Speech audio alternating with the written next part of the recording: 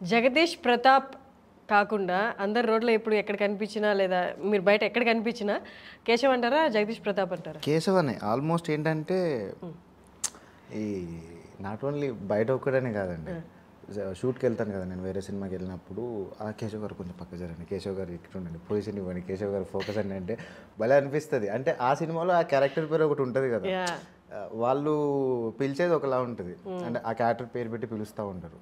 సడన్గా ఈ పేరు పెట్టి పిలితే పలుకుతారా లేదా అని చెప్పి కేశవ్ అన్న అంటే తక్కువ చూస్తాం కదా, మంచి రీచ్ అయిపోయింది అది.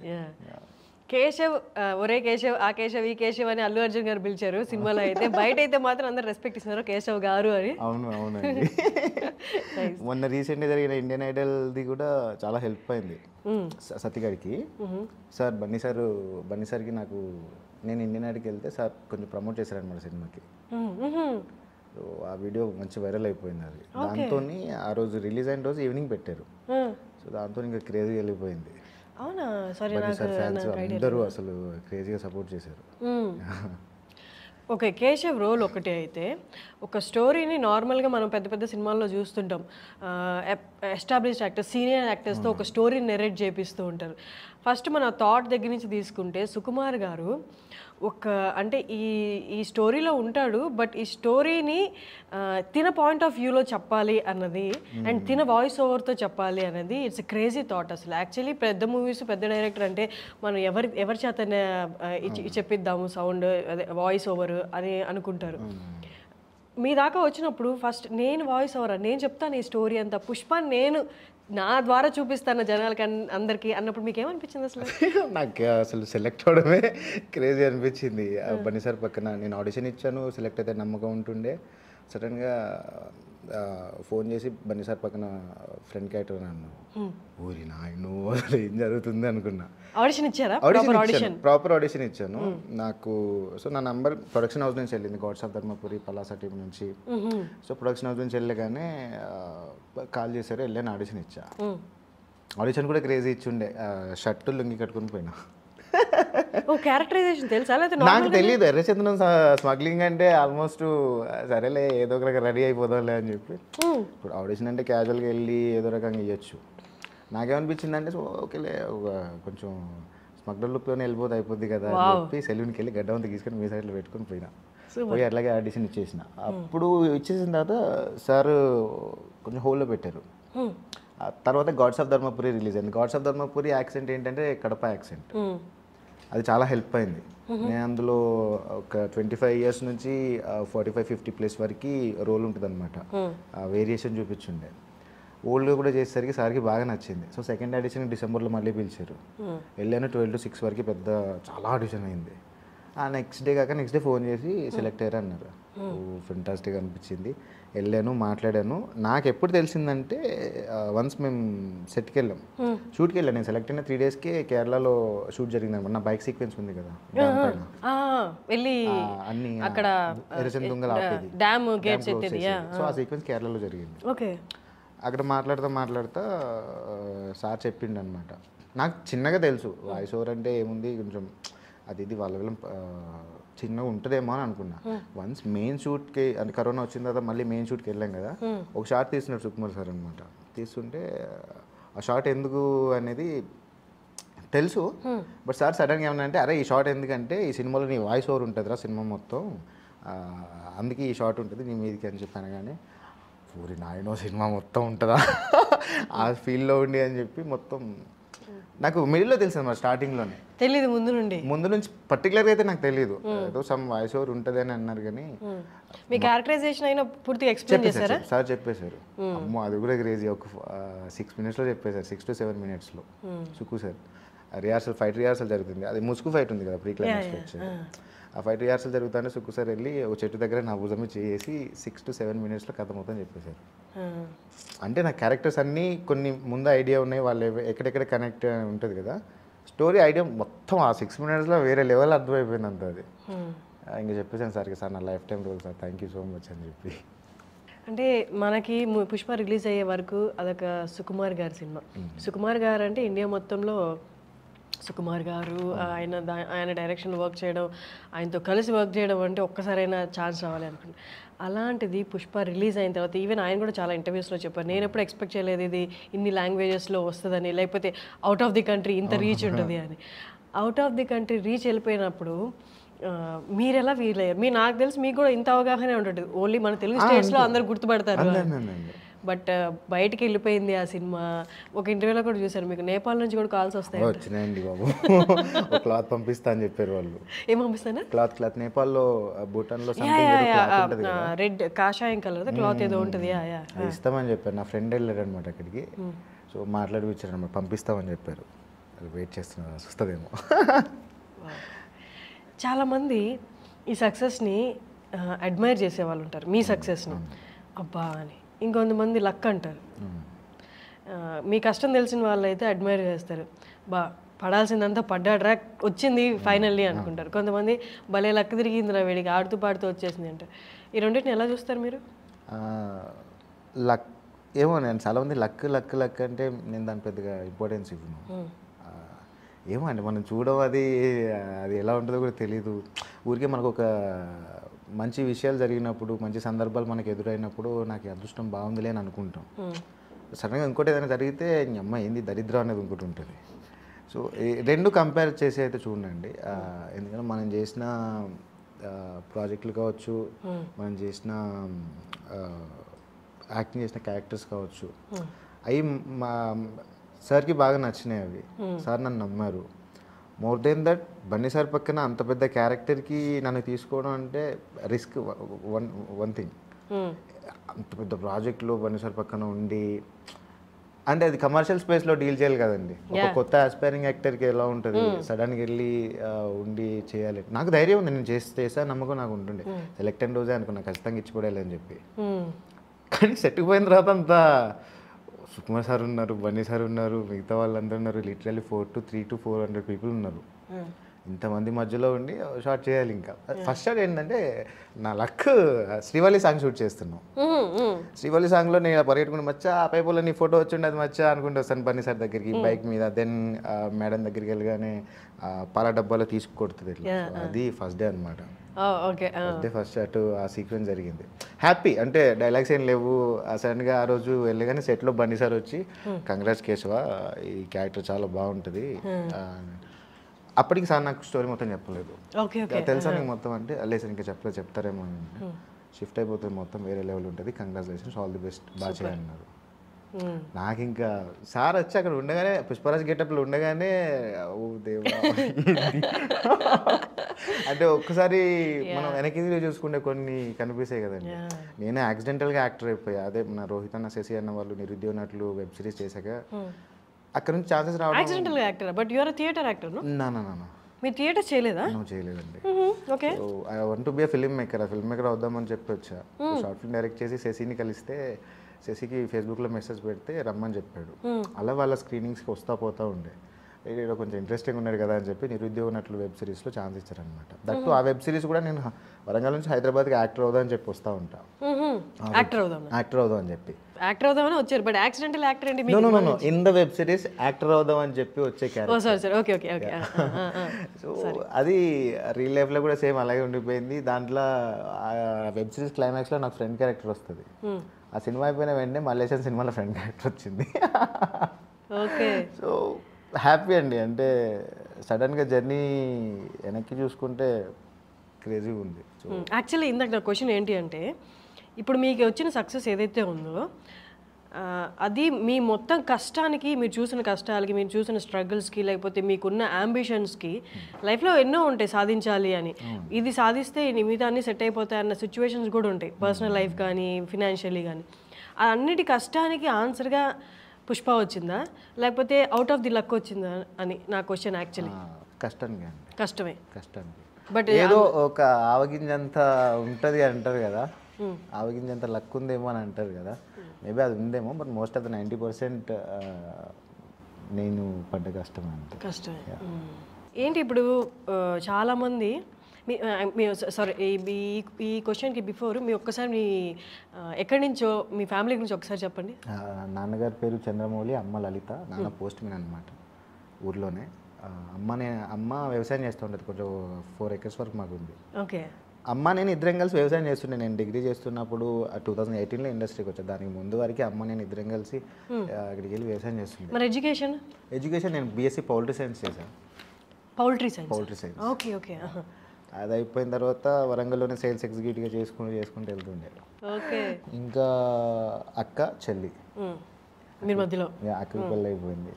నాన్నకి సినిమాలకు వెళ్తానంటే అప్పుడు పెద్ద ఇంట్రెస్ట్ ఏం లేదు. నేను పోలీస్ అవ్వాలి, ఏదో ఒకటి గవర్నమెంట్ జాబ్ తెచ్చుకొని పెళ్లి చేసుకొని ఉంటే కొంచెం సెట్ ఉంటాడేమో అనే ఒక థాట్. ఇండస్ట్రీకి వెళ్ళిన తర్వాత ఎలా ఉంటాడు నా కొడుకు, ఏమో వీళ్ళకి ఛాన్స్లు వస్తాయో వీళ్ళు తీసుకుంటారో లేదో అనక. నాన్న ఏంటంటే రంగస్థల నటుడు అనమాట.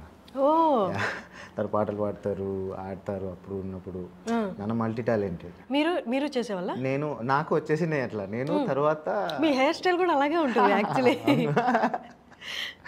తర్వాత స్కూల్ కొన్ని అంటే రంగస్థల నటులకి కొన్ని హావభావాలు లేకపోతే ఫేషియల్ కొన్ని అలా ఉంటాయన్నమాట. చూసిన వెంటనే కొందరికి అనిపించవచ్చు మీరు అదే ఏమంటారు నాటకాలు వేస్తారా అన్నట్టు. హెయిర్ స్టైల్ కానీ. Yeah please continue. సో నాన్నకి ఇష్టం లేకపోతుండే. వన్స్ పుష్ప వచ్చేవరకు కూడా నమ్మకం లేదు. నేను 2018లో వచ్చిన, పుష్ప ఆల్మోస్ట్ 2021లో వచ్చింది.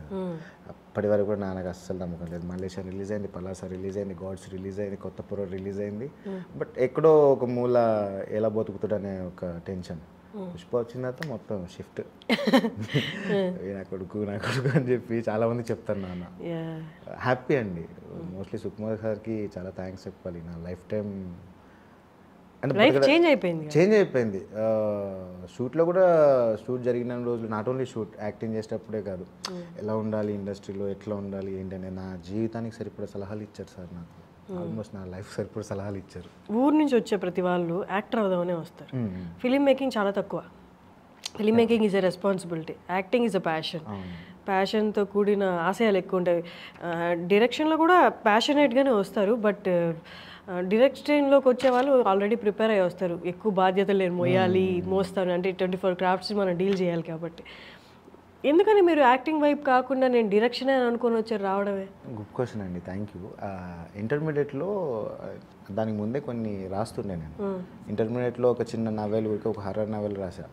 నా ఫ్రెండ్స్ అందరూ చూపించేశారు, అందరికీ నచ్చింది. అయిపోయిన తర్వాత డిగ్రీ ఇంటర్ అయిపోయిన తర్వాత ఏదో ట్రై చేద్దాంలే, అంటే ఇండస్ట్రీలో మనకంటూ యాక్టింగ్లో ఏమైనా వస్తుందేమో వెళ్ళి చూద్దాం అంటే ఒక 10-12 ఇయర్స్ బ్యాక్ సిచ్యువేషన్స్ వేరే ఉంటాయి. వెళ్ళాలి, ఆఫీస్ చుట్టూ తిరగాలి, ఫొటోస్ ఇవ్వాలి, మాట్లాడాలి, ఆడిషన్ ఇవ్వాలి, ఇవన్నీ తిరిగే లోపల నా టైం అంతా బుక్ అవుతుంది. సో నాకు అసలు ఛాన్స్ ఇస్తారని నమ్మకం లేదు. ఒకవేళ ఇచ్చినా కూడా ఏదో ఎక్కడో దగ్గర సర్లే ఏమో చేస్తారులే అన్నట్టు. అంటే బ్రీఫ్గా అయితే ఇప్పుడు ఆర్టిస్ట్ ఒక బ్రేక్ ఉంటే ఈయన ఏదో చేయగలడు, వాడి ఎక్స్ప్రెషన్స్ బాగున్నాయని చెప్పి ఏదో క్యారెక్టర్ తీసుకొని ఇమాజిన్ చేసుకొని ఇచ్చే ఛాన్స్ ఉంటుంది. ఊరికే వెళ్ళి మనం ఇస్తే కష్టం, ఇప్పటికి కూడా కష్టమే. అప్పుడు నాకు అనిపించింది ఇంకా తిరగడం నా వల్ల కాదు. తిరగలేదు అసలు ఐడియాతోనే అనాలిసిస్ చేసుకున్నాను. ఇంకా సరే ఇంకా మిగతా ఉంది ఏంటి, నేను రాయగలను, మాట్లాడగలను, చెప్పగలను. So film making is fine. చిన్నప్పటి నుంచి అంటే ఒక సినిమా డైరెక్టర్ తీస్తున్నాడంటే మోస్ట్లీ కమాండింగ్ ఆయన చేతిలోనే ఉంటుంది కదా. సో నేను అందరితో మాట్లాడవచ్చు, చిల్లవచ్చు అనే ఒక మంచి థాట్ ఉంది. సో అట్లా ఫిల్మ్ మేకింగ్ తీసుకున్నా. అట్లా షార్ట్ డైరెక్ట్ చేసి వాళ్ళని కలిసి ఉంటే దెన్ వాళ్ళు యాక్టర్ చేసి మళ్ళీ ఇంత దూరం వచ్చింది. వన్స్ మనకి డైరెక్టర్ అవ్వాలన్న ఆలోచన ఉంటే పైకి మనం ఎంత నార్మల్గా హంబుల్గా ఉన్నా లోపల హ్యాండిల్ చేయగలిగే దాన్ని ఏమంటారు కెపాసిటీ అధికారం ఉంటుంది. కొంచెం ఆ ప్రౌడ్ ఉండాలి యాక్చువల్లీ. అన్ని క్రాఫ్ట్స్ మెయింటైన్ చేయాలంటే మన ఇండివిజువల్ మన మెంటాలిటీ కూడా అలాగే ఉంటుంది.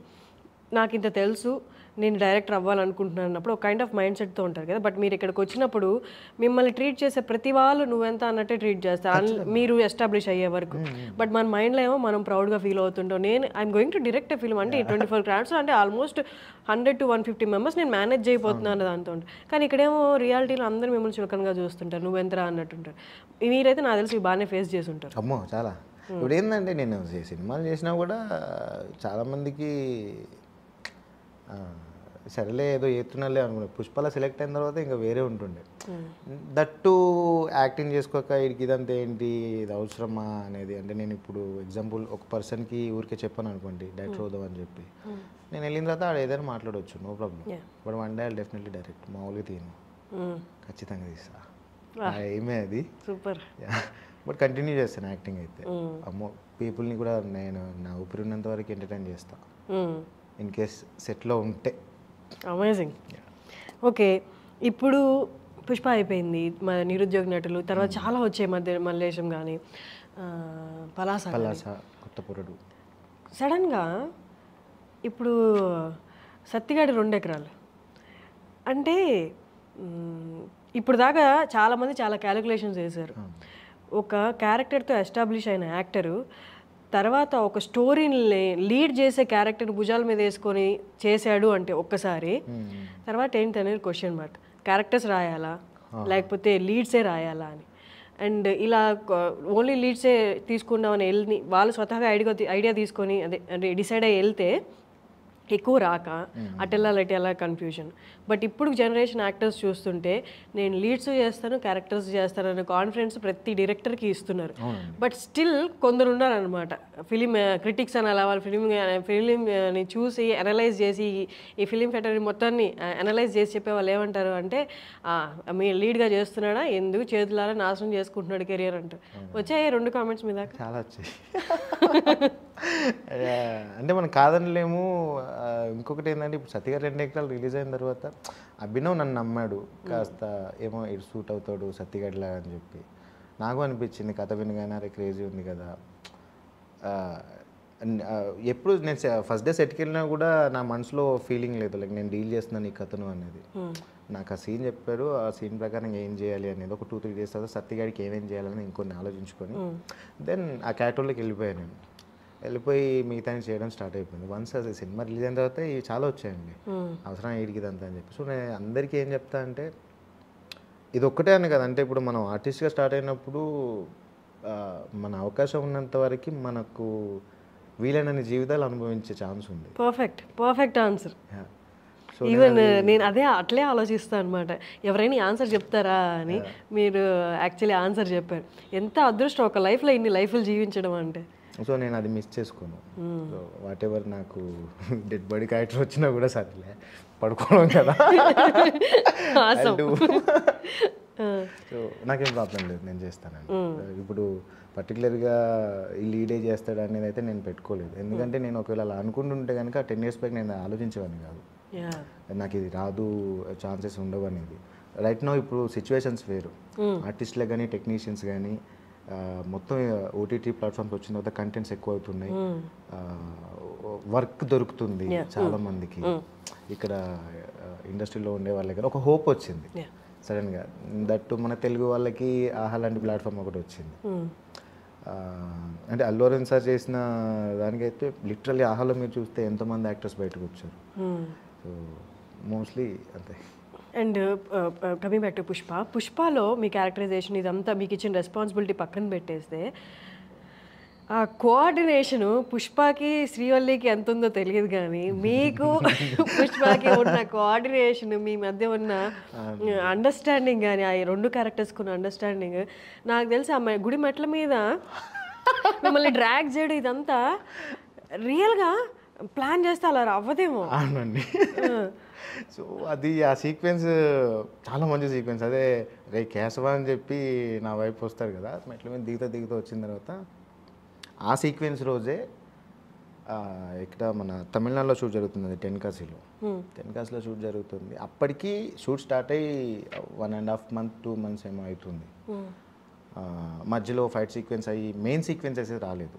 ఏది గుళ్ళో ఆ అమ్మాయి చూసేది అండ్ మళ్ళీ కింద వచ్చినప్పుడు చూసిందో చూడలేదా అంటే చూసింది మచ్చ, బోల్ కొడతా నిన్నే చూస్తాను అది మచ్చ అని చెప్తాను.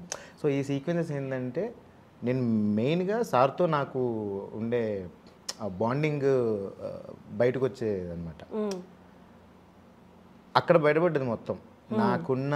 ఇప్పుడు నేను చేయాలి ఇది ఆల్మోస్ట్ ఫన్ సీక్వెన్సెస్, ఎంతవరకు మనం చేయొచ్చు అనేది సుకుమార్ సార్ ఉండి మాకు సార్కి నాకు రిహార్సల్ ఎంత సార్ వచ్చి సీన్ డిస్కస్ చేస్తారు, చేసేసి వెళ్ళిపోయిన తర్వాత సార్ నేను ఉంటాం, సార్ చెప్తారు ఆ కేసు ఇలా చేద్దాం అలా చేద్దాం, తర్వాత నార్మల్గా ఉంటారు సార్, చాలా కూల్గా మాట్లాడతారు.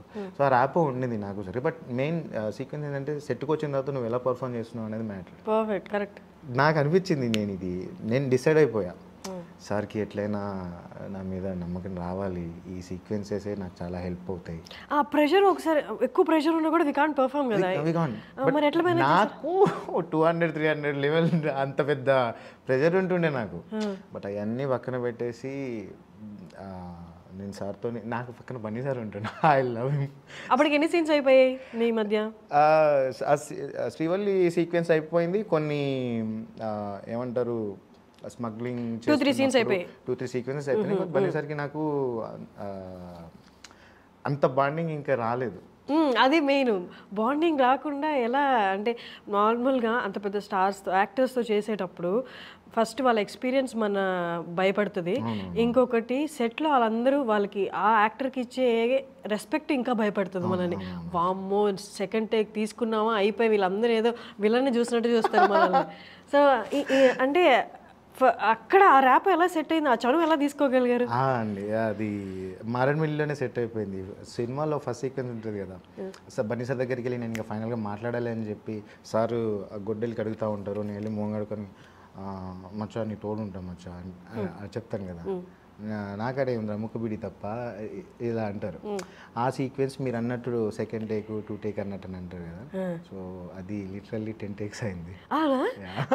రియాక్షన్ ఎట్లా ఉంటుంది అప్పుడు సెట్లో? ఆ రోజు నా బర్త్డే, అందుకే ఎవరు ఎవరు ఉండరు. అంటే సార్ కూడా అంటే నేను చేస్తున్నా బన్నీ సార్ నాకు సపోర్ట్ చేస్తున్నారు, నేను డైలాగ్స్ మధ్యలో మర్చిపోతున్నా, అదే చెప్పరా కేశవా ఏంట్రా అంటే సార్ నాకు సపోర్ట్ ఇస్తున్నారు. ఇన్ కేసు నువ్వు డైలాగ్ మర్చిపోతే కో యాక్టర్ మనకి సపోర్ట్ చేస్తారు కదా, సార్ టూ మచ్గా సపోర్ట్ చేస్తున్నారు, అన్ని టేక్స్ అయినా కూడా చేశారు.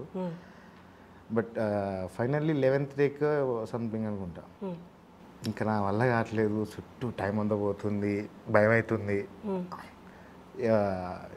మనసులో అనుకున్నా ఇంకా జగదీష్ ప్లీజ్ 80% టేక్ ఓకే, ఎందుకంటే సార్ అన్నారు ఆ ఫైనల్ టేక్ ఓకే అయిన తర్వాత సుకుమార్ సార్ అన్నారు అనమాట, అరే నీ దగ్గర మ్యాటర్ ఉందిరా, చాలామంది ఆర్టిస్టులకి 2-3 టేక్స్ అయినా 4-5 టేక్స్ అయినా కూడా మనసులో ఒకటి అవుతుంది, మొత్తం తగ్గిపోతుంది, చేయగలమా లేదా అనేది మొత్తం పోతుంది ఆల్మోస్ట్, ఎంతో కొంత ఉన్నా కూడా సరిగ్గా పర్ఫామ్ కూడా చేయలేరు. మరి నువ్వు 11th టేక్ వచ్చిన దాకా కూడా నువ్వు ట్రై చేసి బాగా చేసావు, ఓకేరా అన్న. సో అక్కడ ఇంకా సెట్ అయిపోయింది, ఇంకా ఆ రోజు డిసైడ్ అయిపోయినా నెక్స్ట్ ఇంకా ఇలాంటిది రిపీట్ అవ్వకూడదు అనుకుని. సో అక్కడ అప్పటి నుంచి బన్నీ సార్ ఎప్పుడు కూడా స్టార్టింగ్ నుంచే శ్రీవల్లి సాంగ్ అప్పుడే నేను ఇచ్చే ఎక్స్ప్రెషన్స్ అవన్నీ చూసి బన్నీ సార్ దగ్గరికి వచ్చి రే బాగా చేసినావు కేశవ, బాగా చేసినావు, బాగుంది అనుకుంటూ అంటుండే. ఏది మధ్యలో ఓమ్ని వ్యాన్ మేము కడుగుతా ఉన్నప్పుడు వాటర్లో బన్నీ సార్ ఉంటారు, ఇట్లా చూసిందా అంటే చూడలే అంటాను నేను, అన్నాక బకెట్తో కొట్టేస్తారు కదా. సో ఇలాంటి మౌంటేజెస్ అన్ని మాకు సార్కి నాకు అది కొంచెం సెట్ అయింది. మెయిన్ సీక్వెన్స్ వెళ్ళిన తర్వాత అది వేరే ఉంటుంది కదా, కట్స్ ఉంటాయి, మళ్ళీ మళ్ళీ చేయాలి, అది డైలాగ్ బై డైలాగ్ టైమింగ్స్ చూసుకోవాలి, అండ్ నన్ను చూసుకోవాలి, సార్ని చూసుకోవాలి, చుట్టూ ఏం జరుగుతుంది, ఎక్కడ కెమెరా ఎక్కడ ఉంది, దాని ప్రకారంగా యాక్ట్ చేయాలి కదా. సో వన్స్ ఒకసారి కమర్షియల్ స్పేస్కి వచ్చిన తర్వాత ఇవన్నీ ఆ సీన్ నుంచి అలవాటు అయిపోయింది. ఇంకా వద్దు జగదీష్ ఇంత చేయకు, ప్రాబ్లం అయితే, ఎందుకంటే టైం చాలా ఇంపార్టెంట్ కదండి. ఒక పెద్ద సినిమాకి మనం వర్క్ చేస్తున్నప్పుడు మేము ఎంత రెస్పాన్సిబిలిటీ ఉంటాం అనేది మెయిన్ మ్యాటర్. అంటే ఎన్ని టేక్స్ చేసినా ఫైనల్లీ వస్తుంది. ఏ ఆర్టిస్ట్కైనా పాపం ఇబ్బందులు పడతారు, కొంచెం భయం ఉంటుంది, వస్తుంది. సో ఆ నమ్మకంతోనే ముందుకెళ్ళిపోయా. బన్నీ సార్ ఎవ్రీవేర్ నాకు సపోర్ట్ చేస్తారు. ఈవెన్ దో నేను నాకు క్రేజీ సిచ్యువేషన్ చెప్తా.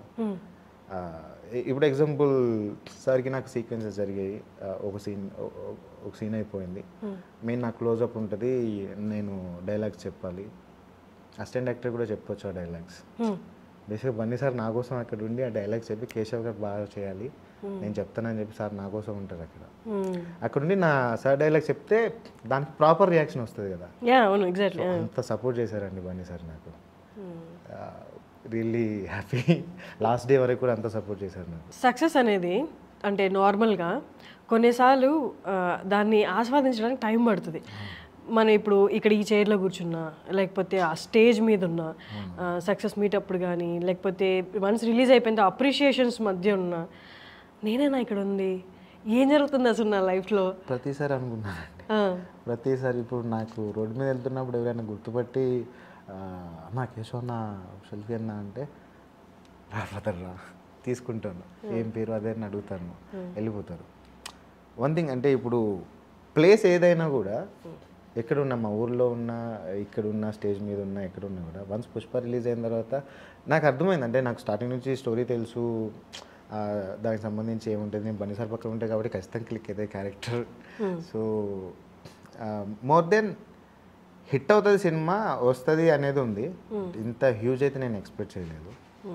ఎక్కడికి వెళ్ళినా వీళ్ళందరూ అడగడాలు మనసులో అనిపిస్తుంది, జగదీష్ ఎక్కడుండేది ఏడికి వచ్చినావు, ఏమవుతుంది, సినిమా డైరెక్షన్ బాయ్ అన్ని బాయ్ నవ్వు ఇప్పుడు అందరూ గుర్తుపట్టే ఒక పర్సన్గా ఉన్నావు నువ్వు అని.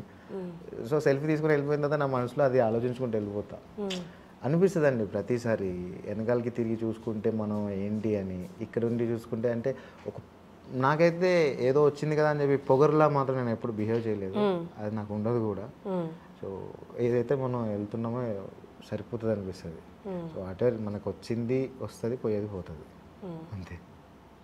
పుష్ప తర్వాత ఎవరు మిమ్మల్ని అంటే వన్ సక్సెస్ వచ్చిన తర్వాత చాలామంది టెస్ట్ చేస్తుంటాడు, వీడి ఈగో లెవెల్స్ ఎక్కడ ఉన్నాయా అన్నట్టు అనవసరంగా పోక్ చేస్తుంటారు అనమాట. వాళ్ళ అంటే సీనియర్ ఫిలిం దాంట్లో ఉన్న సినిమా ఫీల్డ్లో ఉన్న సీనియర్ యాక్టర్స్ కానీ లేకపోతే సీనియర్ టెక్నీషియన్స్ కానీ జస్ట్ అలా పోక్ చేసి చూస్తున్నారు, ఎక్కడుంది వీడి ఈగో లెవెల్ టెస్ట్ చేస్తారు. అలా ఎవరైనా చేశారు? చాలామంది చేశారు. అండ్ సక్సెస్ అయిన తర్వాత బయటకు వచ్చి మాట్లాడుతున్నప్పుడు చూసా అని కథలు చూసా, నేను చేసేది ఏం లేదు అక్కడ.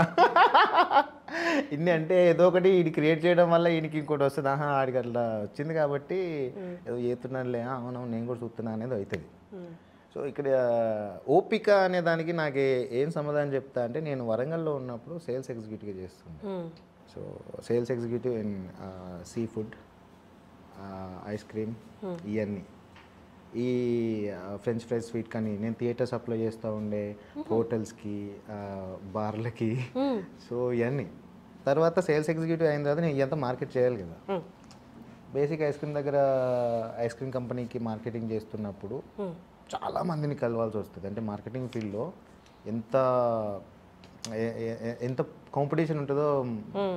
సో ఈవినింగ్ టైంకి నేను కలెక్షన్కి వెళ్ళాలి కదా. అక్కడ కిల్లి కొట్టంతో మాట్లాడినా, ఒక పెద్ద షాపుడితో మాట్లాడినా, పెద్ద షాపుడి దగ్గర ఊరికే డబ్బులు ఇచ్చేస్తాడు. కిల్లి కొట్టే దగ్గర ఏంటంటే చాలా డిస్కషన్స్ అయిన తర్వాత ఎప్పటికో హాఫ్ అన్ అవర్కి మనది ఎంత కలెక్షన్ ఇంతనా అని చెప్పి సంథింగ్ ఏదో చేతిలో పెట్టచ్చు. అంతసేపు నువ్వు ఉండి ఆ చెప్పేది విని ఫేక్ స్మైల్స్ ఇచ్చి ఏదో ఒకటి చెప్పేసి ఉండాలి. వెళ్ళిన తర్వాత మార్కెట్లో మనల్ని తిట్టేవాళ్ళు దారుణంగా ఉంటారు. ఎవడో ఏదో అంటున్నాడు, ఎవడో ఏదో మాట్లాడుతున్నాడు అనేది పట్టించుకుంటే మాత్రం ముందుకైతే పోలేము. మనం మన ఎదురుగా వచ్చి నీ మొహం మీద ఒక మాట అన్నప్పుడు నువ్వు రియాక్ట్ అయ్యే ఛాన్స్ ఉంటుంది. సో మన వెనకాల మనకు దగ్గరలో మన దూరంలో ఏదో అంటే పట్టించుకోము. నేను వీడు ఇంత దారుణంగా తిట్టారా నిన్న తిట్టనీరా, ఇప్పుడు ఏం చేద్దాం మరి నేను అనుకునేది ఒకటి వెళ్ళింది, ఆడికి ఏదో అనిపించింది అది తిట్టుతున్నాడు. సో దానివల్ల నాకైతే పోయేదైతే ఏం లేదు. ఏదైనా స్పెసిఫిక్ సిచ్యువేషన్ చెప్పగలరా? స్పెసిఫిక్గా ఇప్పుడు సినిమా ఇండస్ట్రీకి వచ్చిన తర్వాత అదే పుష్ప రిలీజ్ అయిన తర్వాత ఏదో వీడికి ఈగో పెరిగింది, అది పెరిగింది, ఇది పెరిగింది అని అనవసరంగా జస్ట్ పోక్ చేసి చూసినవి. పోక్ చేసి చూసినావు అక్కడ కూడా నాకు అర్థమవుతుంది. ఇప్పుడు ఫస్ట్ నేను మాట్లాడుతున్నప్పుడే ఏం మాట్లాడబోతున్నాడు, ఎలాంటి వర్డ్స్ యూజ్ చేస్తున్నాడు, ఎక్కడైనా ఏదన్నా వెటకారంగా అడగాలనుకుంటున్నాడా చెప్పాలనుకున్నా నాకు ముందే అర్థమైపోతుంది. సో ఆయన పోక్ చేసినా నాకు పెద్ద ఏమనిపోయేది, అరే అదా అంటే నవ్వుతుంది. సో అదే దాన్ని ఇప్పుడు తీసుకొని పటాన్ని ఇట్లా అన్నాడు అని ఇప్పుడు అంత రియాక్షన్ అయితే నేను ఇవ్వలేను. ఒకవేళ అని నేను ముందుకెళ్ళిపోయి నేను బాధపడను, ఆ బొక్కలే అక్కడ అయిపోతుంది, ఇంకా అక్కడ వదిలేసే అంటే మనం ఆలోచించేవి బాగా హట్టింగ్ ఉన్న సిచ్యువేషన్స్ మనం బాగా ఆలోచిస్తాం. కొంతమంది ఇప్పుడు నేను యాక్టర్గా నేను ముందుకు వచ్చిన తర్వాత చాలామందికి ఏంటంటే వీడికి అసలు ఛాన్సెస్ వస్తాయా రావా, అసలు వీడికి ఎవడిత్తలే, వీనికి అవసరమా అన్నట్టు చూసేవాళ్ళు ఉంటారు. ఫ్రెండ్స్ అయినా కూడా పక్కన మాట్లాడే వాళ్ళు కొంతమంది ఉంటారు. అవి తెలిసినా నేను పెద్ద పట్టించుకోను, ఎందుకంటే మనకు ఒక వే ఉంది, ఆ వేలో వెళ్ళిపోతూ ఉంటాం, ఎన్నో ముళ్ళు అయ్యి ఎన్నో వస్తూ ఉంటాయి, గుచ్చుకుంటే తీసుకుని వెళ్ళిపోవడమే. యాక్చువల్లీ మీరు చెప్తుంటే ఆ మార్కెటింగ్ ఫీల్డ్లోది ఓపికకి అంటే లైఫ్లో ప్రతిదీ ఎందుకు జరుగుతుంది అనడానికి రీజన్ ఉంది అన్నట్టు. వన్ సక్సెస్ వచ్చిన తర్వాత దాన్ని హ్యాండిల్ చేసి హంబుల్గా ఉండడం అనేది చాలా పెద్ద టాస్క్. సక్సెస్ రావడం ఒక పెద్ద టాస్క్ అయితే దాన్ని మెయింటైన్ చేసుకుని ముందుకెళ్ళి హంబుల్గా ఉండడం చాలా పెద్ద. ఎందుకంటే చాలా మంది సక్సెస్ఫుల్ యాక్టర్స్ చూస్తే the main quality, main one and only character they have is humbleness. ఎంత అసలు ఏం పట్టించుకోరు, ఏమున్నాయి, ఎక్కడ దిగామా, ఏ కార్లో దిగామా, ఎట్లా తయారయ్యారు, దే ఆర్ వెరీ హంబుల్. అది ట్రైన్ చేసుకుంటూ వచ్చింది లైఫ్ అని చెప్పడానికి మన మార్కెటింగ్, మీరు చెప్పిన మార్కెటింగ్ ఫీల్డ్ మోర్ దెన్ అదొకటి. ప్లస్ ఇంటి దగ్గర నాన్న నన్ను తిట్టే తిట్లు నేను తినేటప్పుడే దొరుకుతా. సో 7/G బృందావన్ అలాంటి కైండ్ ఆఫ్ మీరు ప్లేట్లు విసిరి కొట్టడం అవేం లేదా? అయినా అండి చిన్నప్పుడు ఏదో 6th 7th క్లాస్లో హాస్టల్ నుంచి తప్పించుకొని వచ్చేది. నాన్నగారు నచ్చేది కాదు, ఏమంత సైక్ అవుతుండే చిన్నప్పుడు.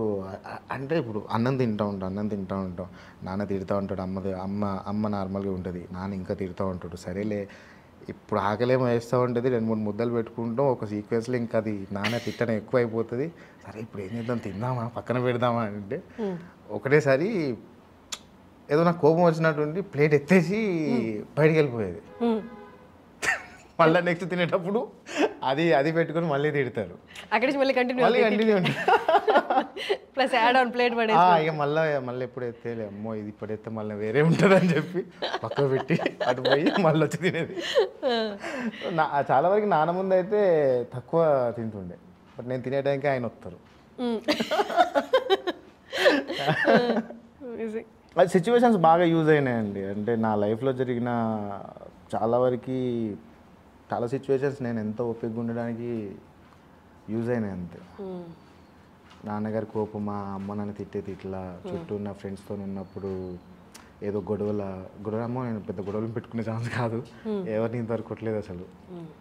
అంటే మనం అబ్జర్వ్ చేసే ఛాన్స్ ఉంటుంది, ఈ సిచ్యువేషన్ మనకు వచ్చినప్పుడు నువ్వు ఎట్లా ఉంటావు అనేది.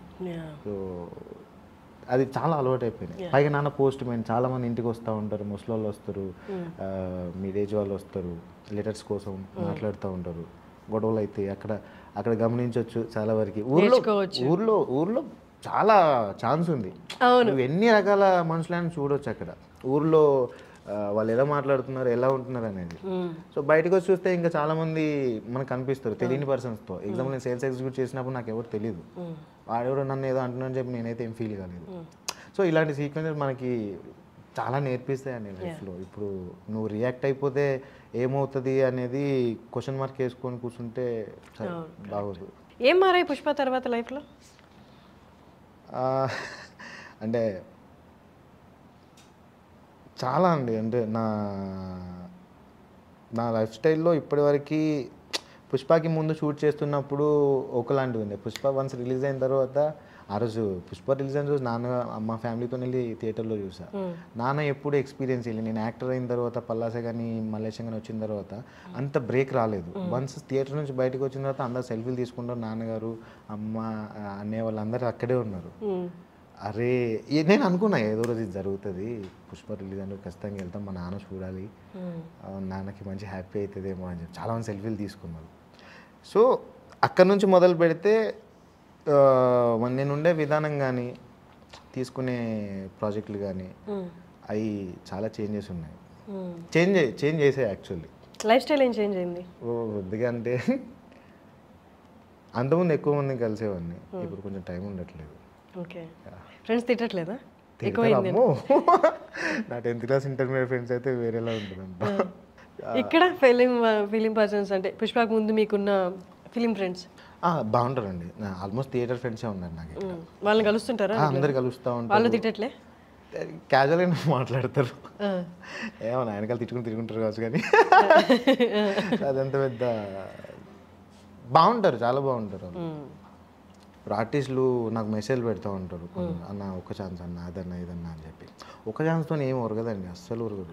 ఒక సీన్తో ఒరగదు, ఒక డైలాగ్తో కూడా ఒరగదు. నువ్వైనా పర్ఫామ్ చేసావా, నువ్వేంటి కొంచెం ఈ యాక్టర్ కొంచెం బ్రేక్ రాకపోయినా కూడా ఏదో ఒక సినిమా చూసి ఏదో ఒక దగ్గర ఏదో ఒక సీక్వెన్స్లో నచ్చొచ్చు ఏదో డైరెక్టర్కి, ఆయన అనుకున్న క్యారెక్టర్ అరే బాగున్నాడు కదా అని చెప్పి. బ్రేక్ రాకపోయినా ఏదైతే కొంచెం ఒక ఇంటి రోల్ చేసినప్పుడు నువ్వు ఎలా రియాక్ట్ అవుతున్నావు, ఎట్లా ముందుకు వెళ్తున్నావు అనేది తెలుస్తుంది. సో ఇట్లా చాలామంది మెసేజ్ పెడతా ఉంటారు. ఇప్పుడున్న సిచ్యువేషన్ ఏంటంటే హైదరాబాద్లో నాటకాలకి కొంచెం ఫేమ్ పెరిగింది. ఎందుకంటే తెలుగు విశ్వవిద్యాలయం ఉన్న థియేటర్ ఆర్టిస్టులు అందరూ నా ఫ్రెండ్సే. సో సో వీళ్ళందరూ ఏంటంటే థియేటర్ యాక్టింగ్ వర్క్షాప్ పెడతా ఉంటారు.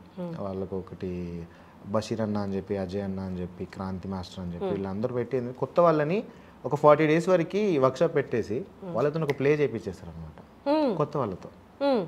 ఎందుకంటే థియేటర్లో ఏమేమి ఉంటే అన్నీ వాళ్ళు ఒక 40 days వర్క్షాప్లో నేర్చుకొని వాళ్ళందరితో ఒక ప్లే చేయించేసి ఒక ధైర్యం వస్తుంది ఆర్టిస్ట్కి. సో ఇప్పుడు సినిమాల్లోనే ఉండాలా మనం, ఓటీటీ కంటెంట్స్లో వస్తున్నాం వీటిలోనే ఉండాలా మనం అనే ఒక థాట్ ప్రాసెస్లో ఉన్న యాక్టర్స్కి థియేటర్ యాక్టింగ్ ఇప్పుడు నెక్స్ట్ నాకు తెలిసి మాత్రం ఇంకొక 1 yearలో నాటకాలు నెక్స్ట్ లెవెల్ వెళ్ళిపోతాయి. ఖచ్చితంగా వెళ్ళాలని మనస్ఫూర్తిగా కోరుకుంటున్నా. సో అది ఇప్పుడు ఆడియన్స్ చూసే విధానం కూడా థియేటర్కి వెళ్ళి చూస్తారు, సరే ఓటీటీలో రిలీజ్ అవుతుంది అప్పుడు చూద్దాంలే అని ఒక కైండ్ ఆఫ్ ఉంటుంది.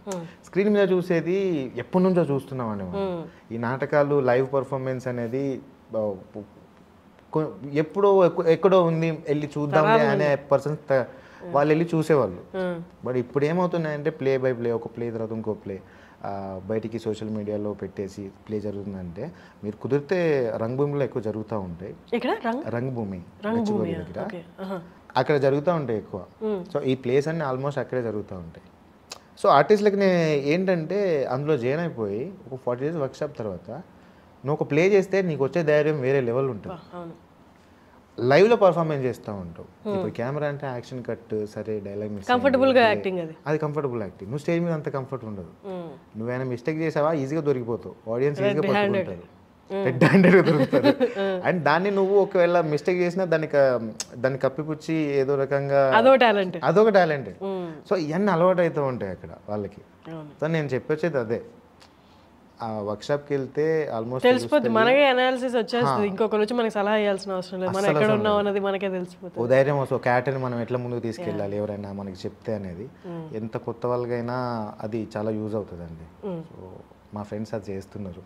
ఓకే, ఇప్పుడు Keshava role, Keshava can be హైపర్గా ఉండొచ్చు, యాక్టింగ్లో లౌడ్ యాక్టింగ్ ఉండొచ్చు, స్కోప్ ఉంది. But still he has to be అంటే అండర్ ప్లే చేయాలి. ఎందుకంటే పుష్ప అనేది వెరీ డామినేటింగ్ క్యారెక్టర్ అండ్ ఎప్పుడు రైట్ హ్యాండ్ లాగే ఉండాలి. అంటే అండర్ ప్లే చేస్తూనే you can be little loud, ఎందుకంటే మీది బేసిక్గా ఊరు కాబట్టి ఊరు వాళ్ళకి, ఊరు క్యారెక్టర్స్కి మరి అంత అమాయకత్వం ఉండదు, కొంచెం లౌడ్ వాయిస్తూనే ఉంటుంది. బట్ స్టిల్ మీరు ఎంత ప్లే చేయాలో ఎగ్జాక్ట్గా క్యాలిక్యులేటెడ్గా ప్లే చేశారు. అండ్ ఇంకొకటి సత్తిగాడి 2 ఎకరాల పొలం ఆ సినిమాలో స్టార్టింగ్లో ఒక సీన్ ఉంటుంది, ట్రక్ అమ్మేస్తున్నాను నేను రాను అని చెప్పడానికి. అన్ని మాట్లాడుతున్నాను చేస్తున్నాయి, ఆ వీడియోలు చేసుకో మళ్ళీ డబ్బులు వస్తాయి అని అన్నప్పుడు మీరు ఆయన చూసి చాలామంది కెమెరా ఫేవర్గానే చెప్పాలి, డైలాగ్ అంటే జస్ట్ కెమెరా చూసే చెప్పాలి, కెమెరా కళ్ళు పెట్టి మీరు అది కెమెరా చూడలే అక్కడ, దాని తల దించుకొని ట్రక్ ఆన్ చేస్తూ వద్దు రాను ఇంకా ట్రక్ అమ్మేస్తున్నా అంటారు. అంటే హౌ డిడ్ యూ క్యాలిక్యులేట్? అంటే కొన్ని డైలాగ్స్ కెమెరాలో చూసి చెప్పాల్సిన అవసరం, చూస్తేనే ఇంకా అది పెద్ద బూత్ అయిపోతుంది, ఇంటెన్స్ కనిపించదు. అండ్ పుష్పాలో కూడా కొన్ని మీరు చెప్పాలనుకున్న పాయింట్ స్ట్రైట్గా చెప్తూనే but still I'm under you, నీ మంచిగా నేను కోరుకుంటున్నాను అన్నట్టు చెప్పారు. ఎట్లా హౌ డిడ్ యూ క్యాలిక్యులేట్ అంత యాక్టింగ్? ఇప్పుడు పుష్ప దగ్గరికి వచ్చేసరికి సార్ నాకు చెప్పింది ఏంటంటే, పుష్ప అనే క్యారెక్టర్ ఇప్పుడు ఎలా రియాక్ట్ అవుతుంది నీకు తెలియదురా, ఆయన రియాక్షన్ కోసం నువ్వు చూడాల్సిన అవసరం లేదు. బట్ వన్ థింగ్ చేస్తున్నప్పుడు ఇప్పుడు ఎగ్జాంపుల్ ఇక్కడ పుష్పలో ప్రీ క్లైమాక్స్ సీక్వెన్స్ ఉంటుంది ఫాజిల్ గారి దగ్గర, మేము అందరం వెనకాల నుంచి ఉంటాం. సార్ అక్కడ కూర్చొని మనోడు శేఖవత్ సార్ ఇన్సల్ట్ చేస్తూ ఉంటాడు. సో ఆ టైంలో నేను అక్కడ ఏం చేయగలను, పోలీసే, పుష్పతో ఏం మాట్లాడదు. సో అక్కడ నేను అనుకున్నది ఏంటంటే, నేను ఎప్పుడు నా బాడీ లాంగ్వేజ్ ఇలా ఉంటుంది వెనక చేపెట్టుకొని, సో అక్కడ ఏం జరుగుతుంది ఏంది అనేది జస్ట్ ఈ భుజాలు ఉంటాయి కదా, లేపి అసలు ఏం జరుగుతుంది ఇప్పుడు ఈ శేఖవత్ ఏం రియాక్ట్ అవుతుంది పుష్ప అని నేను ఎదురు చూసుకుంటూ ఉండాలి. ఇప్పుడు ఈ సీక్వెన్స్లో ఆయన ఇప్పుడు ఏమవుతుందో అని ఒకటి, ఇవి రెండే అండి. సుకుమార్ సార్ నాకు చాలా బ్రీఫ్గా చెప్పింది. సో సినిమా అంతా నీ ఎక్స్ప్రెషన్ మీద ఉంటుందిరా, పుష్పరాజ్ ఎంతవరకు వెళ్తున్నాడు, ఎలా వెళ్తున్నాడు అనేది నీకు చాలా దగ్గరగా తెలుస్తుంది. సో దాని మీదనే ఉంటుంది నీ క్యారెక్టర్ అంతా అని చెప్పారు. సో ఆ క్యాలిక్యులేషన్ చేసుకొని మీరు ఇంకా క్లైమాక్స్లో చూస్తే శిఖవత్ గారితో ఫోన్ మాట్లాడుతూ శిఖవత్కి డబ్బులు పంపించమన్నప్పుడు ఎప్పుడు ఇలా పుష్ప చూడలేదు, పుష్ప ఒకరికి భయపడతారా అని నేను అనుకోలేదు అని వాయిస్ ఓవర్ వస్తుంది. అప్పట్లో కొన్ని మాంటేజ్ పడుతూ ఉండే, అంటే నేను నా ఫేస్లో కొంచెం కోపం ఉండడం కానీ అసలు ఎందుకు ఇలా బిహేవ్ చేస్తున్నాడు, ఏంటి పుష్ప ఇట్లేం చేస్తున్నా అని చెప్పి. సో ఇవన్నీ ఏంటంటే ఉంటాయండి. అంటే ఇప్పుడు మన క్యారెక్టర్ ఒకటి అనుకున్న తర్వాత కొన్ని క్యాలిక్యులేషన్స్ పెట్టుకుంటాం మనం. సో డైరెక్టర్ గారు ఎట్లాగా ఉంటారు కాబట్టి ఇది అవసరం లేదు, కొంచెం తగ్గించే సరిపోతుంది అని చెప్పేదానికి. సో సుకుమార్ సార్ నాకు చాలా హెల్ప్ చేశారు ఆ సిచ్యువేషన్స్లో. ఇది అవసరం లేదురా, అంత చెప్పాల్సిన అవసరం లేదు, ఇంత సరిపోతుందిరా అన్నారు. సో అట్లా నాకు అలవాటు అయిపోయింది క్యాలిక్యులేట్ చేసుకోవడం. పుష్పకి 2 సంవత్సరాల్లో ఆ కేశవ్ క్యారెక్టర్ చేస్తున్నప్పుడు యాక్టింగ్లో కానీ కో యాక్టర్తో బిహేవ్ చేసే సిచ్యువేషన్స్ కానీ చాలా అర్థమైపోయినాయి. అంటే నువ్వు ఒక లెవెల్స్ ఉంటాయి, ఆ లెవెల్ మెయింటైన్ చేస్తేనే సీన్ మొత్తం ప్రాపర్గా ఉంటుంది. నువ్వు ఒకటి చేసి ఇటు ఇంకోటి ఒకటి చేస్తే సీన్ అంత గజిబిజ్ అయిపోతుంది, సరిగ్గా రాదు కూడా. అంత పెద్ద మూవీ చూసినప్పుడు ఓవరాల్ మూవీ ఇంటెన్సిటీ అంటే ఈచ్ అండ్ ఎవ్రీ క్యారెక్టరైజేషన్ మీకు రివీల్ చేయరు. ఓన్లీ మీ క్యారెక్టర్, మీరు ఎవరితో కోఆర్డినేట్ అవుతుందో ఆ క్యారెక్టర్. ఓవరాల్ మూవీ దాన్ని ఏమంటారు, మూవీ ఇంటెన్సిటీ మీకు అర్థం కాదు. బట్ అలాంటప్పుడు మనం అండర్ ప్లే చేస్తున్నామా లేకపోతే ఓవర్గా రియాక్ట్ అవుతున్నామని ఎలా క్యాలిక్యులేట్ చేసుకున్నారు? క్యారెక్టర్స్ నాకు తెలుసండి, వాళ్ళ ఈ పుష్పకు మాత్రం నాకు క్యారెక్టర్స్ చెప్పారు, ఎందుకంటే అది ఇంపార్టెంట్ కాబట్టి ఏ క్యారెక్టర్ ఎలా ఉంటారని చెప్పారు. మొత్తం బ్రీఫ్ లేదు, బట్ సెట్కి వచ్చిన తర్వాత అంటే ఈ క్యారెక్టర్కి పుష్పరాజ్కి కొంచెం ఎక్స్ ఉంటుంది అనేది తెలుస్తుంది మనకి ఈజీగా. సో పుష్పరాజ్ శ్రీవాలిని కలిసినప్పుడు అదొక కాంబినేషన్, కామెడీ కాంబినేషన్, కొంచెం నార్మల్గా ఉండే సీక్వెన్స్. సో ఇవి 2 డిఫరెన్సెస్ అనుకోండి. కొండారెడ్డి చచ్చిపోయిన తర్వాత సునీల్ గారి ఎంట్రీ, ఫస్ట్ టైం సునీల్ గారు చూడడం ఆ గెటప్లో వేరే లెవెల్ ఉన్నారు అసలు. సో అక్కడ చచ్చిపోయింది, అక్కడ కొండారెడ్డి ఒక్కడే కాదు, మంగళం సీన్ బొమ్మది కూడా చచ్చిపోయి ఉంటాడు, డెడ్ బాడీ కూడా అక్కడే ఉంటుంది కదా. సో పుష్పరాజ్ చంపేసిన తర్వాత ఇక్కడికి వచ్చేసిన తర్వాత ఎంపీ వీళ్ళందరూ వస్తున్నారు, మంగళం సీన్ వస్తున్నాడు. సో బన్నీ సార్ పక్కనే నేను ఉంటా. మంగళం సీన్ ఎంట్రీ అవ్వగానే నేను పుష్పరాజ్ వైపు ఇట్లా ఒక లుక్ ఇస్తా. సో ఇవన్నీ చిన్న చిన్న ఏంటంటే అమ్మో ఇప్పుడు పుష్పరాజ్ ఏం రియాక్ట్ అవుతాడు, ఏమవుతాడు అనే ఒక లోపల భయం ఉంటుంది. సో అది మీరు మళ్ళీ చూడండి కుదిరితే, సర్వైవ్ లుక్ ఇస్తాను వస్తాడు, అదంతా సీక్వెన్స్ జరుగుతూ ఉంటాయి. ఎందుకు చెప్పానంటే ఆ చిన్న చిన్న క్యాలిక్యులేషన్స్ అన్నారు కదా, అది చాలా ఇంపాక్ట్ క్రియేట్ చేస్తాం క్యారెక్టర్కి. అంటే మనం ఇప్పుడు డైలాగ్ చెప్పాము, ఒక ఎక్స్ప్రెషన్ ఇచ్చాము, వెళ్ళిపోయాము అనేది కాకుండా మనకేం లేనప్పుడు కూడా నువ్వు ఎలా రియాక్ట్ అవుతున్నావు అనేది అర్థమైపోతూ ఉంటుంది, నీ క్యారెక్టర్కి నువ్వు ఎంత ఏం చేస్తున్నావు అనేది. అండ్ ఇంకొకటి నేను గమనించాను, మేబీ అది పుష్ప 2లో దాన్ని యూజ్ చేసుకుంటారా లేకపోతే దానికైనా ఇంపార్టెన్స్ ఉందా, సిగ్నిఫికెన్స్ ఉందని అర్థం కాలేదు. కానీ మిమ్మల్ని ఫస్ట్లో చూపించినప్పుడు మీ క్యారెక్టర్ డిస్క్రైబ్ చేస్తున్నప్పుడు, అది ఇంట్రడక్షన్ ఇచ్చినప్పుడు మిమ్మల్ని మొండేలు అని చూపించారు. మేబీ మొండేలు అది ఎక్కడైనా యూజ్ చేశారా లేకపోతే జస్ట్ డిస్క్రైబ్ ఆ క్యారెక్టరైజేషన్కి ఆ మొండేల్కి మేబీ పుష్ప 2లో ఏమైనా ఇంపార్టెన్స్ ఉందేమో దానికి, ఐ డోంట్ నో. ఓకే, మీరు ఎలాగో రివీల్ చేయరు కాబట్టి అది క్యారెక్టర్ వైజ్ అది ఒకటి బాగుంది, ఒకటి అంతేనా.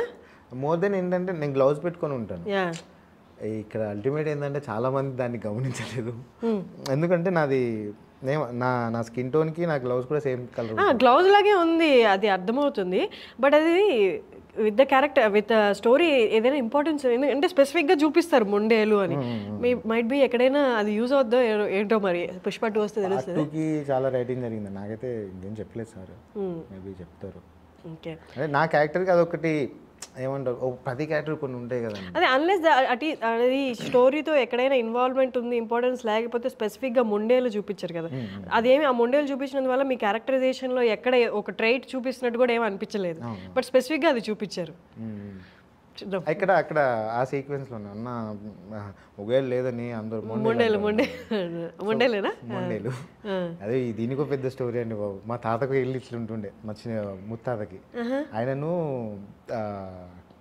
మల్లయ్య ఆయన పేరు, మొండేల మల్లయ్య అంటారు. కథ అయినప్పుడు మొండేలు అనగానే నాయన ఇది మామూలుగా లేదు, కనెక్ట్ అయింది. సో మా తాతకి చూసిన లైఫ్లో మళ్ళీ ఒక సినిమా చేస్తున్నప్పుడు అలాంటిదే మనకు వస్తుంది అనేది ఎక్స్పెక్ట్ చేయం కదా. సో అదొకటి క్రేజీ కనెక్ట్ అయింది. అది how is the shoot going Pushpa 2 shoot ఎలా జరుగుతుంది? Going on now. నాది జూన్ ఫస్ట్ వీక్ కానీ సెకండ్ వీక్ కానీ ఉంటుంది. మళ్ళీ డిసెంబర్లో లాస్ట్ ఇయర్ డిసెంబర్లో స్టార్ట్ అయింది. క్రేజీగా నడుస్తుంది. అవునా? నెక్స్ట్ లెవెల్ అయితే ఖచ్చితంగా అండి. ఎప్పుడు ఎప్పుడు రిలీజ్? 2024 ఆల్మోస్ట్ 24లోనే అవుతుంది. ఇది షూట్ కంప్లీట్ అవ్వాలి అంత పోస్ట్ మోస్ట్లీ 24 వస్తుంది కావచ్చు. ఓకే. షూటింగ్ అయితే పెద్ద ఎత్తున సేమ్ లొకేషన్స్ అంతా ఏమండి ఇప్పుడు కొంచెం మేము బాగా రిచ్ కదా. Oh you're rich no. So same location కాకుండా కొంచెం చేంజ్ అవ్వచ్చు. Okay okay. మొన్న ఏదో కూడా లీక్ చేసినట్టు ఏవో పుష్ప శ్రీవల్లి ఫోటోస్ కూడా వచ్చాయి. అది మరి ఎవరు స్టేట్మెంట్ ఇవ్వలేదు. సినిమాల్లో ఏమో అందరూ అడుగుతున్నారు, నాకు తెలియదు. ఓకే, మీరు అసలు యాక్చువల్లీ షూట్లో పార్టిసిపేట్ చేశారా? వెళ్ళాను, డిసెంబర్ నుంచే స్టార్ట్ అవుతుంది. డిసెంబర్లోనే వెళ్ళాను. మీ నెక్స్ట్ స్కెడ్యూల్ జూన్లో ఉంది. డిసెంబర్ జనవరి చేశాను. కమింగ్ టు యాక్సెంట్, ఆ మూవీలో ఒక యాక్సెంట్ అండ్ సత్తిగాడు 2 ఎకరాల పొలంలో యాక్సెంట్ మీద గ్రిప్ వచ్చింది అంటే యాక్టర్స్ పార్ట్ 50% అయిపోయినట్టు, 50 and 60% అయిపోయినట్టు. ఆ యాక్సెంటే ఇంటెన్స్ సీన్ ఇంటెన్సిటీ చెప్పేస్తుంది కదా. How did you practice? చిన్నప్పటి నుంచి నాకు కాస్త ఎవరైనా వెరైటీగా మాట్లాడితే వాళ్ళని ఇమిటేట్ చేయడం అలవాటు. అంత యాస్టిక్ వచ్చిందా రాలేదా అనేది నేను ఒకటి క్యాలిక్యులేట్ చేసుకుంటా. ఆ తర్వాత ఇది ఎక్కడ ఇబ్బంది అనిపించిందంటే పలాస సినిమా చేస్తున్నానండి. మలేషియం అయిపోయిన వెంటనే మలేషియం తెలంగాణ ఇక్కడే కాబట్టి మాట్లాడేసారి పలాస శ్రీకాకుళం స్లాంగ్ మాట్లాడాలి. కరుణకుమార్ గారు నన్ను ఓకే చేశారు, వెళ్ళాను, మాట్లాడాను. ఫస్ట్ డే లక్ష్మణ్ అన్న ఉన్నారు అక్కడ, లక్ష్మణ్ మీసాలా అని చెప్పి యాక్టర్, తను శ్రీకాకుళం నుంచే, ఇరుదన్నట్లో కూడా ఉంటారు తను. అవునవును. సో తను సూపర్ యాక్టర్ ఆయన. నాకు నెక్స్ట్ లెవెల్ అడ్వైస్ ఇచ్చారు. ఆ అడ్వైస్ కూడా next I interview him. Lakshman Meesal కదా, మీరు చెప్తుంటే గుర్తొచ్చి ఎప్పుడప్పుడు అనుకున్నాను నేను యాక్చువల్లీ ఈయన భలే చేస్తున్నారు. ఆర్ఎక్స్లో పిచ్చి లేపుతారు, వేరే level actor. So Srikakulam slang మాట్లాడాలంటే అన్న మాట్లాడతారు. ఆ రోజు షూట్కి వెళ్ళిన రోజు వెళ్ళాను, షూట్ చేశాను, డైలాగ్స్ టప్పుడప్పుడు చెప్పేశా. బట్ నాకు మనసులో సాటిస్ఫై లేదు, అస్సలు లేదు. ఎందుకంటే యాక్సెంట్ వేరే కదా, డైలాగ్ ఒకటి చెప్పేసి నువ్వు వచ్చేస్తే ఏం ఉండదు అక్కడ. కొన్ని పదాలు నేర్చుకోవాలి, చుట్టూ తిరగాలి, ఏం మాట్లాడుతున్నా తెలుసుకోవాలి. సో పలాసలో చుట్టుపక్కల చాలామంది భలే భలే మాట్లాడతారు. వాళ్ళు శ్రీకాకుళం స్లాంగ్ కూడా మస్తు ఉంటుంది. అరే భలే ఉంది కదా అని చెప్పి నేను సో అట్లా అలవాటు అయిపోయింది. కొంచెం హోంవర్క్ చేయాలి. వెంటనే అయిపోయిన తర్వాత నేను Pushpak select God's of Dharmapuri Kadapa accent అని చెప్పాను. కడప యాక్సెంట్ అప్పుడు భార్గవ్ కార్తిక్ అని తను రైటర్ అనమాట. సో తను హెల్ప్ చేశాడు మొత్తం క్యారెక్టర్కి. నాకు కడపకి చిత్తూరుకి లిటిల్ కొంచెం డిఫరెన్స్ ఉంటుంది. పుష్పక్ సెలెక్ట్ అయిన తర్వాత నాకు సరే చేయగలను అనే నమ్మకం ఉంది, కానీ చిత్తూరు యాక్సెంట్ అక్కడ నేను సీన్కి సంబంధించి మోహన్ జిట్టేటి అని చెప్పి తను ప్రాక్టీస్ చేపిస్తూ ఉన్నాను. వాయమ్మే ఇది చాలా దూరం ఉంది దానికి దీనికి, ఎందుకంటే పదాలు కొన్ని పదాలు పర్టికులర్గా కడపలో పలకాల్సి వస్తుంది, ఇక్కడ అంత ఉండదు అనమాట. ఇక్కడ సాఫ్ట్గా వెళ్ళిపోవాలి. ఆ డిఫరెన్స్ కనిపించిన వెళ్ళిపోయా చిత్తూరు. ఇంకా వెళ్ళిపోయి అక్కడ ఒక 3-4 days ఉండి ఏం మాట్లాడంత హోంవర్క్ చేసుకొని ఒక బుక్ కొనుక్కొని మిట్టురోడి కథలు అని ఉంటుంది. ఆ బుక్ మొత్తం చిత్తూరు స్లాంగ్లో ఉంటుంది. ఏంటది బుక్ పేరు ఏంటి? మిట్టురోడి కథలు. సో ఆ బుక్ మొత్తం కొనుక్కున్నా, పదాలు తెలిసినాయి, అన్నీ తెలిసినాయి. షూట్ జరుగుతున్నప్పుడు యాక్సెంట్ నేర్పించే వాళ్ళు ఉంటారు తప్పైనా పోయినా కూడా. సో ఎప్పుడు కూడా మనకి నువ్వైనా మాట్లాడగలగాలి అంటే నీకు కొన్ని పదాలు తెలియాలి. దాన్ని నువ్వు కొన్ని దీర్ఘాలు సరే కొన్ని కట్. తెలంగాణ మోస్ట్లీ చాలా పదాలు కట్ అయిపోతాయి, ఈజీగా కట్ అయిపోతాయి. చిత్తూరులో దీర్ఘాలు వస్తాయి. సో అది పదాలను ఎక్కడ కట్ చేస్తున్నారు, ఎక్కడ సాగదీస్తున్నారు, ఏ ఎమోషన్ ఎట్లా డీల్ చేస్తున్నారు అనేది కొంచెం అర్థమైతే పట్టుకోవచ్చు. అది కొంచెం హోంవర్క్ చేయాలి. సో అట్లా అలవాటు అయిపోయింది అది. నెక్స్ట్ వచ్చేది నేను అంబాజీపేట మ్యారేజ్ బ్యాండ్ సినిమా చేశాను సుహాసన. నేను అది తూర్పుగోదావరి స్లాంగ్. మీ ఇద్దరు కాంబినేషన్ పోస్టర్ చూస్తే భలే అనిపిస్తుంది. అంటే అక్కడ సపరేట్గా చూసాం, వీళ్ళిద్దరు ఒక్కరి దగ్గర ఉన్నారంటే భలే ముచ్చటగా అనిపించింది. అంటే కైండ్ ఆఫ్ లైక్ చూడాలి ఈ సినిమా అన్నట్టు అనిపించింది. నా డైరెక్టర్ గారు కథ చెప్పినప్పుడు హీరో సుహాసన అంటే ఓకే ఫైన్ పో అండ్ ఇద్దరం బాగుంటాం కాంట్రాస్ట్. అది ఇద్దరం మాట్లాడుకోవడం కానీ అన్న అసలు సూపర్. అసలు ఇప్పుడు ఈ జనరేషన్ యాక్టర్స్ని చూస్తుంటే ఎంత బాగా అనిపిస్తుందంటే ఇప్పుడు నీ అంతటి నువ్వు ఒక సినిమాలు చేసుకుంటూ వెళ్తావు, నువ్వు లీడ్గా కూడా చేస్తావు, but at the same time మన ఫ్రెండ్స్ ఇంకో సినిమా చేస్తున్నారంటే అందులో పర్లేదు చిన్న క్యారెక్టర్ చేద్దాం పదా అంటే అసలు ఎంత హెల్తీగా ఉంటుంది అసలు అట్మాస్ఫియర్ కానీ ఆ వర్క్ కల్చర్ కానీ. నేను ఫస్ట్ టైం సుహాసనని కలిసింది ఆహా ఈవెంట్లో, అన్నకి కలర్ ఫోటోకి ప్రైజ్ వచ్చింది. అప్పుడు ఏం గుర్తుపట్టలేదు కానీ అన్న తోపు కదా అప్పటికి అందరికి తెలుసు. నాకు ముందే ఇష్టం ఏంటంటే మజిలీ సినిమా అప్పుడు చూసినప్పుడు సుహాసనని చూసినప్పుడు అరే వస్తున్నాయి కదా క్యారెక్టర్స్, నమ్మకం పెట్టుకోవచ్చులే కొంతమంది అనేది అనిపించింది సుహాసనని చూసిన తర్వాత. అన్ని క్యారెక్టర్ చేసిన కలర్ ఫోటో హిట్ అయిన తర్వాత నేను అంబాజీపేటలో ఫస్ట్ టైం కలిసా సుహాసన. అసలు చాలా హంబుల్ ఉంటారు అన్న. నెక్స్ట్ టైం ఫ్రెండ్స్ అయిపోయినాం ఇంకా సినిమా తర్వాత. సూపర్.